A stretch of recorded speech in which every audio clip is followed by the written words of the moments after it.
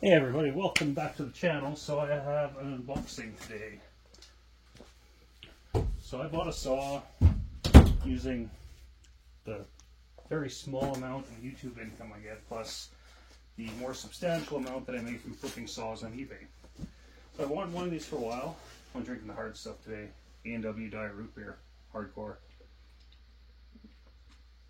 Oh, that's good. Anyways, so I bought myself a treat.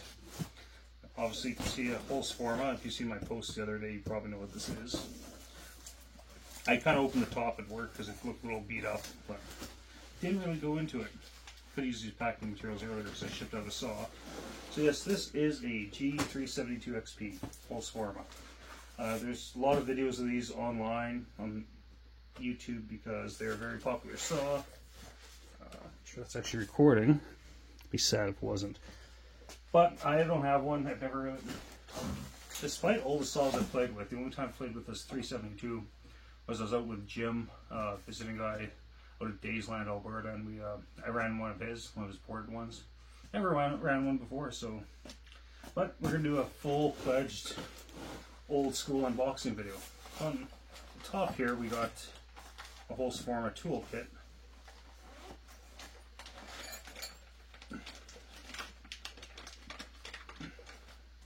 We got outer dogs and inner dogs, and another set of inner dogs. Not sure which ones I'm going to use. I don't really like aggressive dogs, so I might actually use these ones. I'm not sure yet. It's got a chain catcher. It looks like that's set up for a chain catcher as well. Farmer Tech.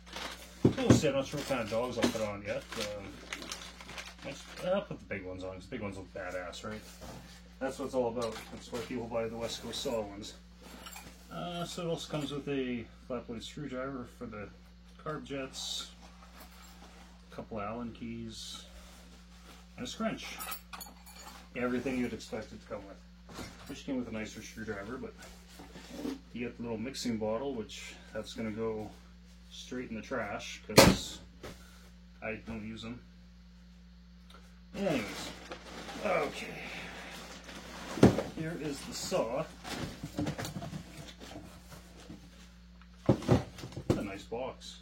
That's another saw that's going to go out in that box for sure. I think there's packing materials too.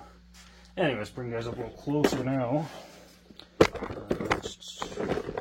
Using wide angle mode. I don't like wide angle modes because when I go to the edges I look fatter than I am. Okay, so that should be good.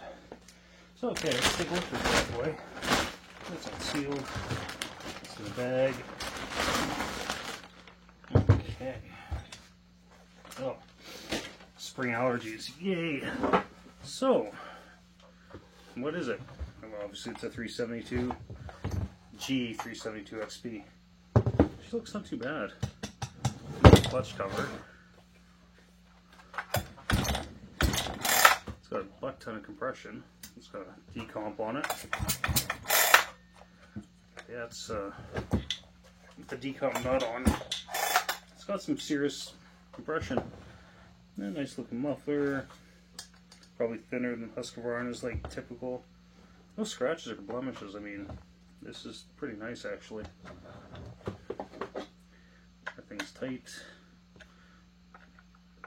There are a lot of older videos that often talk about how things are loose on these sometimes, and go through them, and I will go through the set. I mean, I might run this a little bit, but it's gonna get ported pretty damn quick. This week or on the weekend. I might turn on the hose outside. Scare the crap out of me. So yeah, we've got a rim sprocket on the clutch there. So I have this metal. Yeah, it's side tensioner. Nice. Like that, I've never really been into one of these. Okay. Let's take a look underneath the hood. Air filter, carburetor, spark plug. Yeah.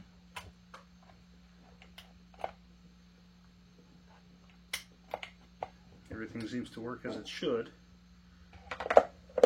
Actually, the fit and finish on this thing's actually pretty damn good. I wasn't expecting fit and finish that good from experience with some of my other clones. You can see where the plastics aren't perfect, but I mean, so $372 on Amazon Canada is $372 Canadian. So that'd be like 260 US, I think. I'm not sure what you all get them down there for, but I mean, for what it is, I'm not going to complain. So, what should I do for dogs? I kind of want to put the small ones on, but people will laugh at me. People would laugh at me.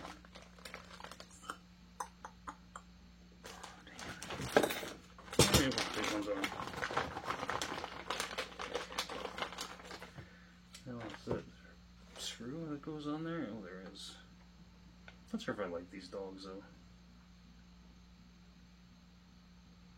I might only put the inner ones in.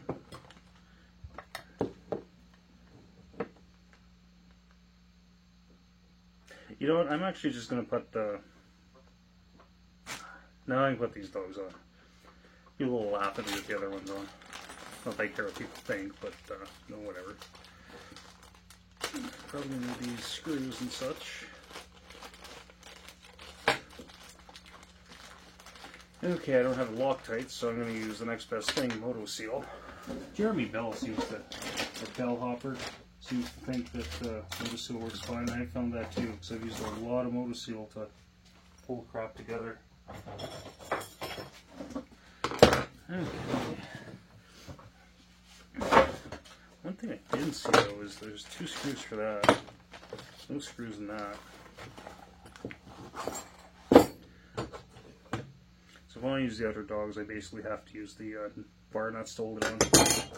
That's what I'm getting out of this. So, okay, if I can find my Moto Seal. There it is. I think as long as you have something to lock the threads a little bit, just so they're not going to back out. I mean, actual Loctite would probably be better, or thread sealer. But I don't have any. I actually have some on order, trying some Chinese thread locker. The price was definitely right.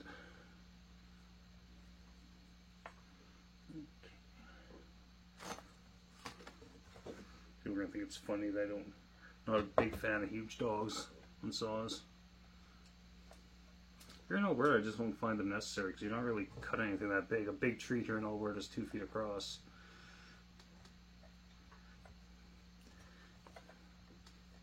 You don't need giant dogs for that.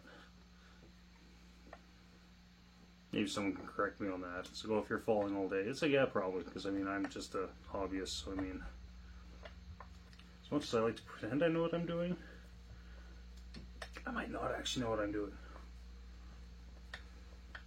It's like in the movie The Postman, Kevin Costner. You're just a guy that found a bag of mail. That's why I went with chainsaws. Just a guy who bought a chainsaw and things snowballed. Still learning every day. Even though, despite the fact that I will admit that I don't know much, or I know some obviously, but there are way more knowledgeable people. What gets me is the keyboard warriors that make comments on my YouTube page where they obviously have no idea what the hell they're talking about. They just insist on speaking up. But yeah, it's actually a nice little saw. And I'm going to put an ugly ass old... I'm not going to put the chain catcher on right now because I don't want to. I might not even really use the other dogs. Oh, we'll see. I'll just do it for YouTube. Now the bar I'm using on this bad boy is... This was one that was off my Johnsrid 930. It's got a fairly new loop of steel RS on it. I mean, it's ugly. I mean, I'm cheap. I mean, even though I'd like to have some newer, fancy bars like the Sumara and stuff like that, and Suihara, I just cannot justify the price. I was even contemplating getting a brand new holzfforma bar and chain for this 28-incher. I might still, but like I said, I'm cheap sometimes. And a lot of it stems down to, I mean, I'm just a hobbyist. It's not like I'm cutting every day. Do I need a Sumara bar? Yeah, they're light, but I mean, will I notice? Probably not. Anyway, get this old ass bar on here. Yeah, too bad it wasn't so rusty, but whatever. It'll still do bar things. And that's the most important thing. Steel RS on. I need to, but I think eventually I want a 28-inch bar, maybe a 32 on here. So apparently they'll oil a 32-inch bar. With 32-inch, I think I'd do a full skip. But that's just my 2 cents. I like skip chain anyways because it's less teeth to have to sharpen when something bad happens. Okay, so your way out to lunch there. A flat blade for this guy.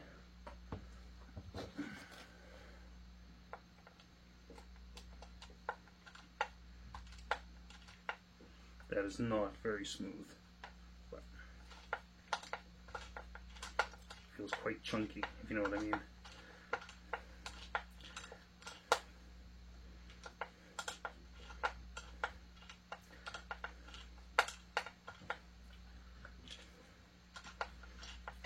At least the steel side adjustments, they have some smoothness to them. There is no smoothness in this setup. I actually prefer wish they just put regular tensioners on these things, but that probably, there's the hole. Oh yeah, right in the hole. Perfect. Yeah, it's sexy, isn't it? Yeah, I'll put the dogs up for now. This bar and chain is probably going to stay on here anyways, in the interim. Might try and get a bigger one for Tazapalooza, but I don't know. There's other things I want to spend money on. I want to build a shed slash little shop, so I don't have to do some of this crap inside. Maybe build a little wood burning stove for it already.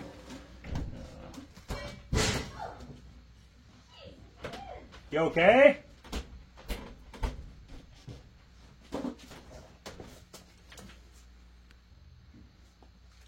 Don't know what that was all about, but it's right there. Of course it is. This bar looks kind of small in here. I think I'm going to order a bigger bar for it right away. Might as well go with 32. If it doesn't like 32, then I'll put the 32 on the 288 clone, and then put the 28-inch that's on there onto this saw, yada yada. That does not feel good.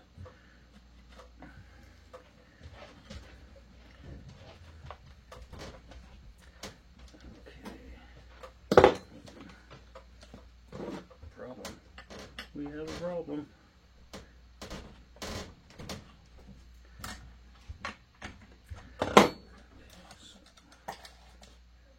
There we go. It'll look better now.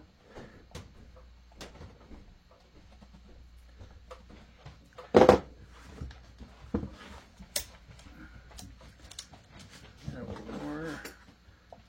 Just a touch more. That should be pretty good. Okay, so now we have a holzfforma g372xp all ready to rock. I will probably run this tomorrow after work. Today I'm not doing much, like I said, it's other things to do. Yeah, that'll be alright. But yeah, it needs a longer bar. It looks too short for this. Probably because these dogs are so damn big. Those are some big dogs. It's blending up here. I guess have that too tight. Maybe.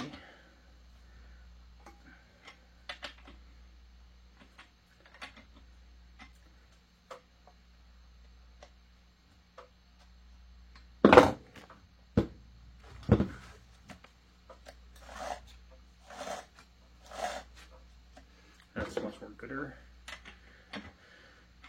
Okay, so yeah, this thing's all ready to rock. I'm sorry I can't fire it up for this video, but there'll be a video dropping tomorrow. But I mean, I don't know, this thing's pretty nice. Needs a longer bar.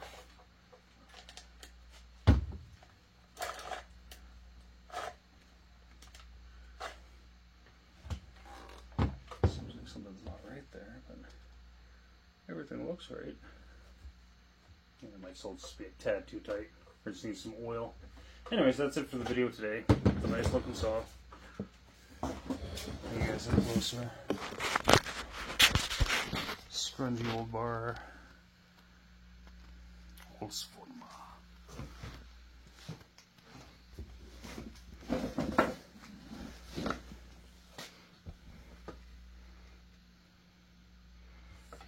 Yeah, it's a nice little saw.